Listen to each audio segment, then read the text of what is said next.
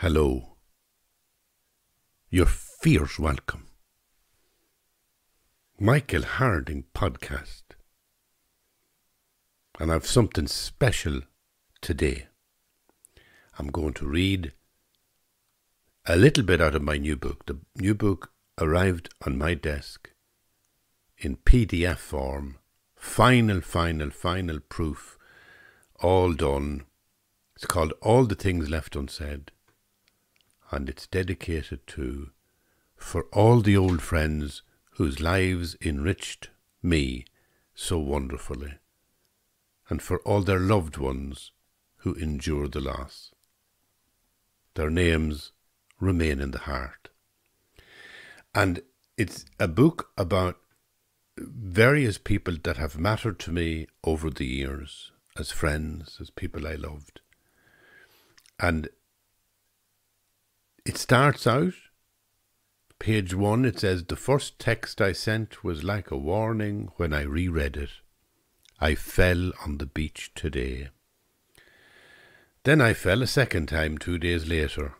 After limping back to the car, I texted the same friend.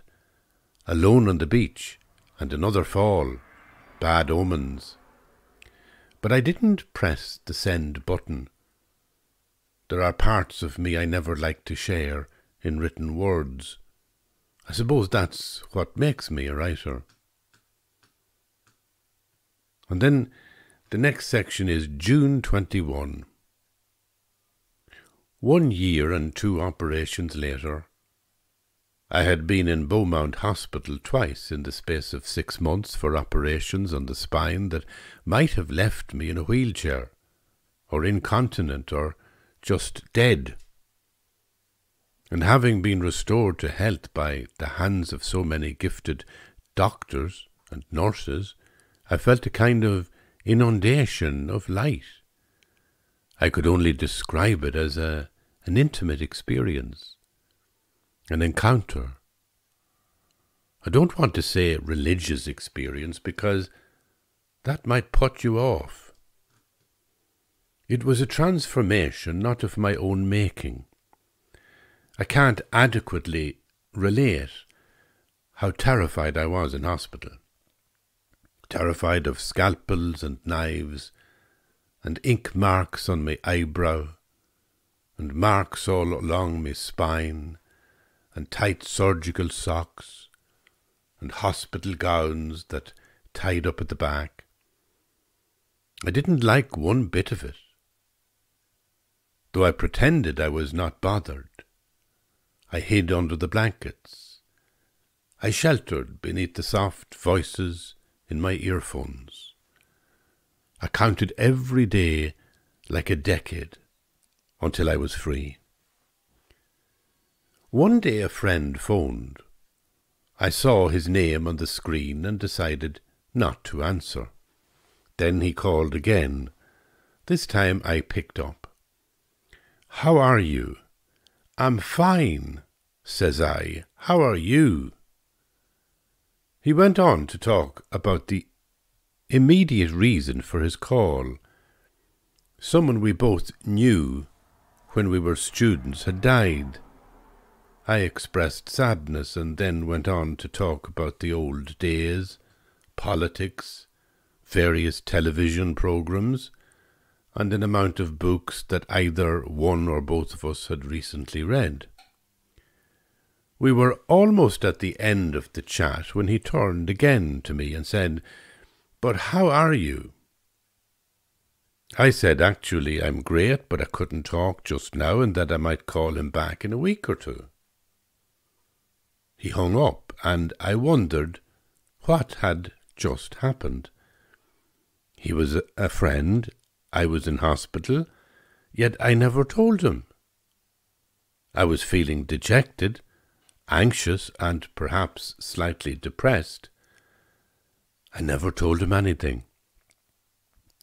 "You play your cards very close to your chest," someone once said to me years ago, when she couldn't construe what I was thinking.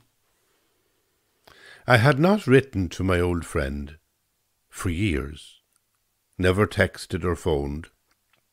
He did all the work, and I suppose it was when I got sick that I noticed it most. I lived with my worries bottled up inside me. He phoned regularly, pouring out his woes, and leaving nothing bottled up. And then he would go on to inquire how I was doing, and I'd put up a guard, a shield, a ring of steel, and the conversation became a game to prevent him extracting anything from me. When you get ill and then recover, a sense of elation overwhelms the body. That's why I went to the coast. Gratitude can be so intense that you need to be alone with it. You need to nurture it, bring it to the surface and offer it to the gods, to Jesus maybe, or Buddha, or whomsoever your mentor deity is. Gratitude is a sensation so beautiful that you almost feel glad that you got sick in the first place. Not that I was out of the woods. 1 year and 2 operations later, I went to the coast. It was the end of April and I was still very fragile. But I stood at the edge of the ocean. It was blue. I lay on the sand and I stretched myself to look up. It felt like blue eyes in the blue universe were watching me. Illness had been like an ocean and my body a small boat tossed here and there. Recovery was like finding land safely. Now I was overwhelmed with gratitude, as if the same ocean of suffering had contained a hidden motherly presence. After all, I had survived. I wanted to give thanks, and the ocean seemed the place that was calling out to me, now tender in its splendour and gentleness. The wind was my ears as if someone spoke. I can take care of your wound, the wind seemed to say. I can take care of your heart. I can take care of every detail. You must only think of me. A comforting message, but to whom was I speaking? You don't have to tell anyone, she whispered. It can be our secret. And that was the first day. As Rumi says, the wound is where the light comes in. The beach had been the scene of the crime because it was there I first noticed things were going wrong with my body. But I was returning to the place of the storm, metaphorically, and acknowledging it as the most beautiful place in the world, on the edge of the ocean in Donegal. It was here that I'd fallen ill, and I thought it would complete the journey if I returned here to rest. Not to be physically mended, because that had already happened, but rather to be healed in the heart, and to savour the light that was flooding into me in the wake of a sickness that could have finished me off had it not been for modern medicine. And there I stayed for a full year until the spring of 2022, by the water's edge, with only occasional visits home to Leitrim and occasional visitations from the beloved who would come up from Leitrim to mark the seasons, the feast days, the family days, the birthdays and death days. But essentially I was committed to retreat, to an embrace of solitude and to the ocean, to give thanks simply for being alive.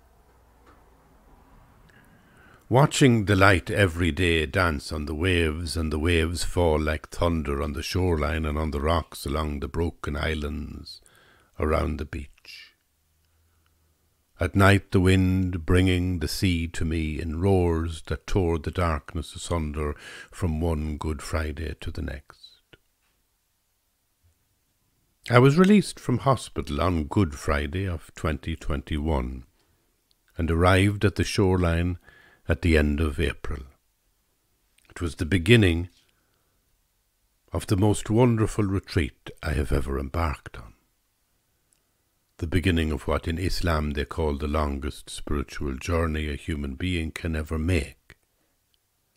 The journey from the head to the heart.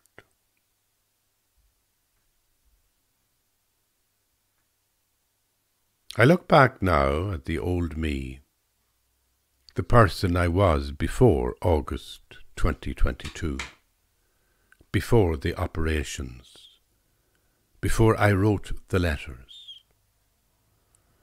For many years the only ash on my face in Lent came from the stove in the studio shed where I lingered for years and through the lockdowns, like a miner trapped underground, daydreaming about the lovely world that existed outside.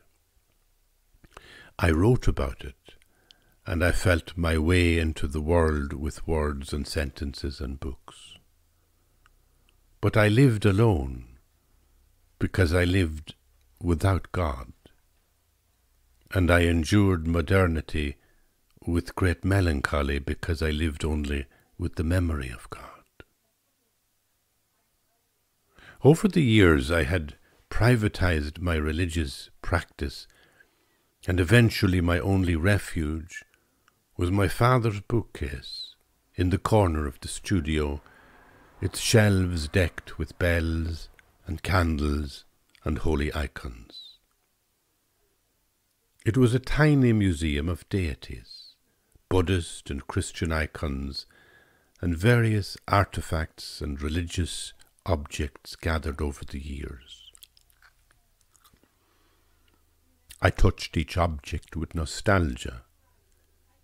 The Indian incense holder I bought in the dandelion market, the Tibetan water bowls I brought home from Mumbai, and the mala beads that were a gift from a monk in Mongolia. On a separate shelf were 3 sets of Christian beads. My mother's beads were made of precious green stones, linked together by an ornate silver chain, and which I called her Laura Ashley Rosary, because the green of the beads matched the curtains in her bedroom. When she was in the golf club, my mother always held her teacup with thumb and forefinger, and when in church she always brought forth the beads from her purse with a flourish of stylish sanctity. The second rosary on the shelf belonged to my grandmother. The beads were brown and shaped like little orange pips, with a grim black crucifix attached. The crucifix contained nothing of the joy that Jesus promised, but instead was charged with a sense of human agony and pain. And the fact that the beads were once entwined around my grandmother's ivory fingers in death didn't incline me to use them. For me they evoked a time when yellow fly paper hung from every kitchen ceiling, a tilly lamp lit the way to musty bedrooms, and the toilet was out in the yard. I wasn't one for reciting the rosary, but maybe I was just superstitious enough to drop one into the bottom of a suitcase whenever I was travelling. The final set of beads on the shelf were my own. I bought them in a gift shop in Assisi many years ago when I was flitting about Italy with my daughter, hoping that a grand tour of churches and monasteries might imbue her with a sense of awe and admiration for the cultural heritage of the continent. a fanciful notion on my part, although we did end up purchasing lots of holy stuff in the gift shop, because St. Francis was very much a lover of animals, and there were sufficient donkeys, birds, and fishes in the entourage to impress any 8-year-old. A monastic gift shop holds much the same allure as a shopping mall in Tenerife. Instead of handbags, wallets, and other leather accessories, there are 100 types of rosary, and even I couldn't resist the compulsion to purchase something. I chose a rosary that was made of wood and threaded with a simple black cord, because its rustic simplicity reminded me of a time when I had friends who played guitar at folk masses and wore sandals. But you might think that illness would have made me more religious. Instead, it did the opposite. I woke to the reality that all my mentor deities and saints and angels were plaster or wooden carvings that sat on the shelves gathering dust, and that alone in a room was no way to embrace the mystery of life, no matter what beads you prayed with. Every week I set out tablets in a 7-day dispenser, pills to stabilize my blood pressure and regulate the heart. My creaking limbs grew heavy with age, and the lockdowns were interrupted only by trips to various hospitals for routine checkups. I accepted a daily dose of tablets as just another sign of aging. I remember heading for town one morning when I saw a neighbour sitting on his roof, lying against the tiles as he stripped plaster off the chimney.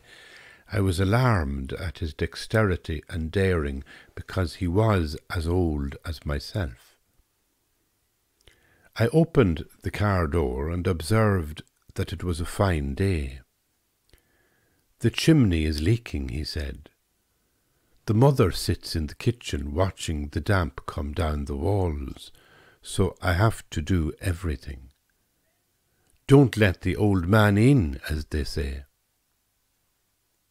"Well, at least you're keeping busy," I suggested. Although personally I felt that being busy was overrated. I was in the garden with clippers that afternoon, pruning a rose bush, a shrub my mother brought to the house years ago. But after a few moments I fled to a bench, wrapped my winter coat around me, and began brooding, because my mother had crept into my head once again, and I needed to sit with her a while. It was 10 years since she was wrapped in the silence of a Cavan graveyard in 2012, although during the lockdowns I noticed with curiosity that I was regularly ambushed by a sense of her presence. I no longer saw her in a coffin or buried in the cold, wet clay, and when I went there to stand at the tombstone occasionally, I could no longer connect her presence with the heavy marble monument or the faded plastic flowers in their little glass dome that rested on the white pebble stones of the grave. Instead, I felt her presence in the trees when the wind blew, and in the kitchen when the aroma of apple tart wafted in the air, or indeed on the bench in Bundoran, the beach in Bundoran, where she, like me, once was ambushed by the joy of youth. Mother was everywhere as a comforting background noise or presence. Comforting indeed was the word I used, and as I took my tablets, as I made another journey to outpatients, And as I viewed the endless flow of news about wars and pandemics and unhinged political leaders in a world where nothing seemed to be at all well. But comfort wasn't quite enough when I was in hospital. Like everyone else, I want to hope. I want to defy the bleakness and the grief that gathers around us. Faced with grim outcomes, I began to understand that my salvation lay in others, and that my damnation was at my own hand every time I closed the door to keep the world at bay. Does it seem strange that I would then fly to where the land ends and the ocean begins, leave even my beloved behind, and walk the beaches for 12 months, composing letters of confession and regret? I suppose, yes, it was strange, especially when those I wrote to could not possibly read a word of it, apart from my old school friend. Perhaps the only way to make sense of it is to share the letters with you. And the first of them was to him.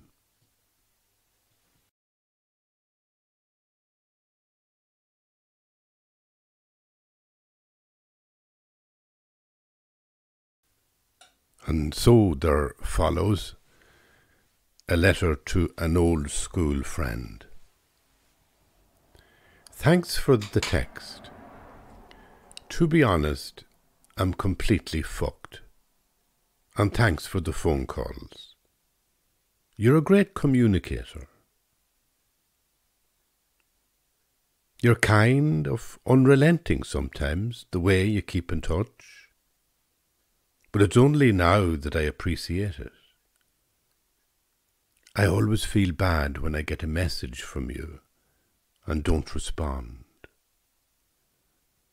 Or sometimes I respond and tell you nothing.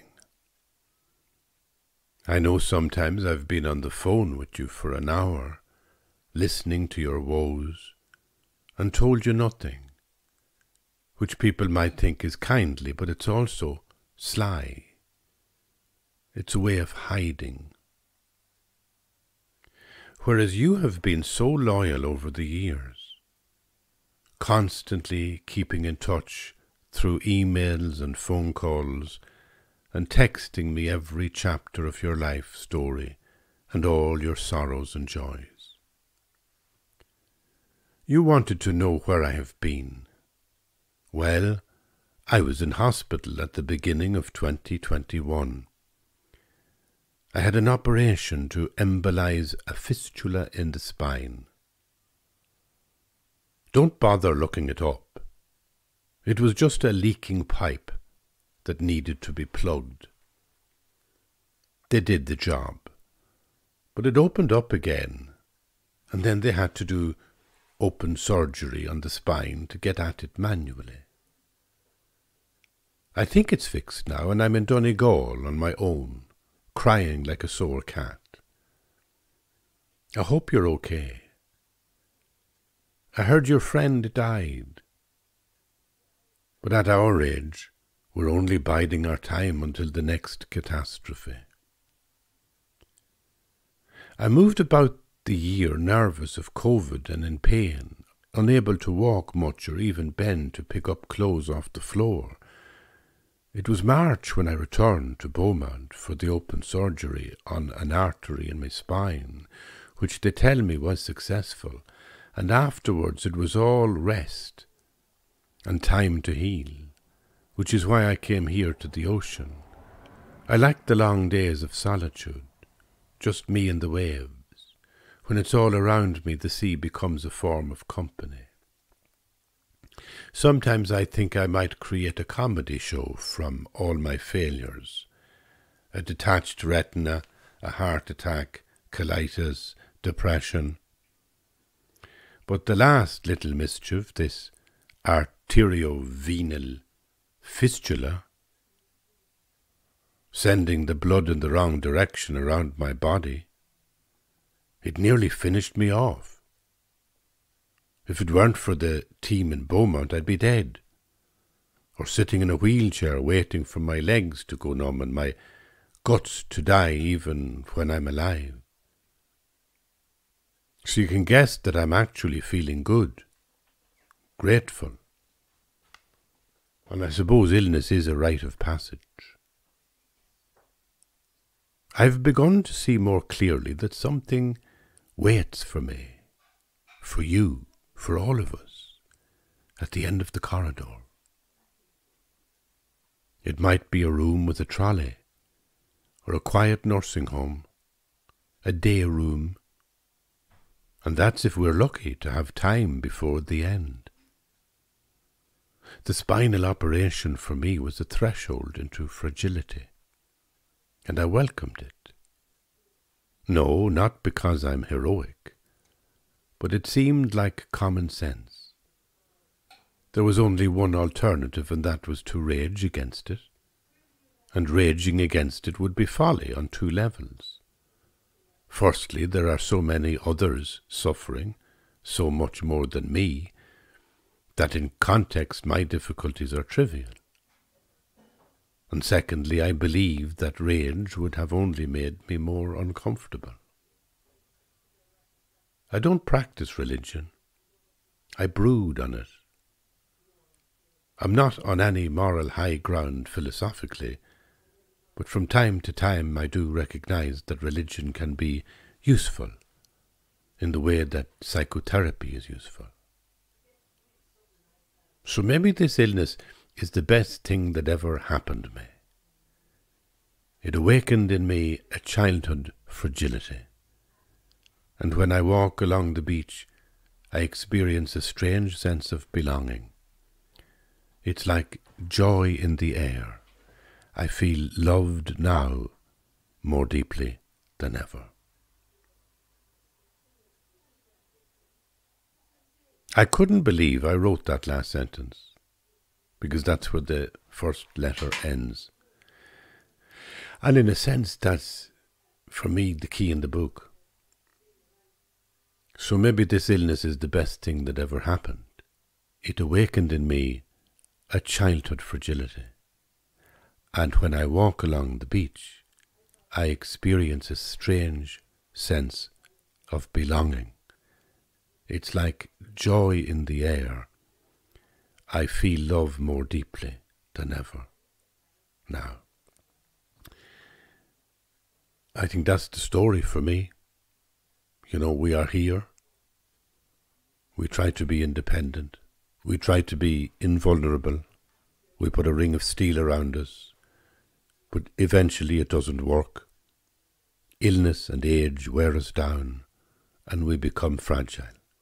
In the fragility, we discover others in a new way, a way that we haven't felt since childhood, a sense of dependency, a sense of belonging, a sense of being loved, and we experience joy in the air, even in our darkest illness. So, I'm all excited with a new book. It always is a really wonderful time to have a new book coming out. Scary time because you don't know how people will react to it. I hope you enjoy it. And I'm splitting the podcast this weekend into two because I wanted to do this as a separate block of reading the book. All the things left unsaid, and I'll be back in the next podcast to talk and reflect a little bit more about writing. Thank you for being here. Bye-bye.